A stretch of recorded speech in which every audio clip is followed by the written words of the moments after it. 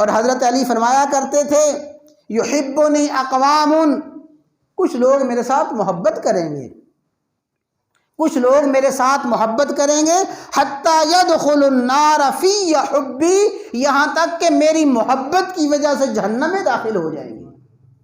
یہ وہی محبت کرنے والے جو محبت میں افراط اور حد سے بڑھنے والے ہیں۔ اور فرمایا وَيُبْغِضُنِي أَقْوَامٌ حَتَّى يَدْخُلُ النَّارَ فِي بُغْضِي، کچھ لوگ میرے ساتھ بغض دشمنی رکھیں گے، میری دشمنی ان کو جہنم میں داخل کر دے گی۔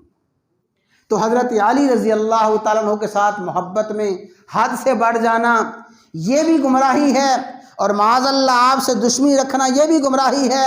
اور حضرت علی خود دعا فرمایا کرتے تھے اللہم لعن کل مبغض لنا، یا اللہ جو ہمارے ساتھ بغض رکھے یا اللہ اس پہ لعنت فرما۔ آپ بھی کہتے ہیں جی آمین۔ جو دشمن علی ہے دشمن علی پہ لعنت ہو، جو علی کی دشمنی میں اور علی کے بغض میں جل رہا ہے اس پہ لعنت ہو۔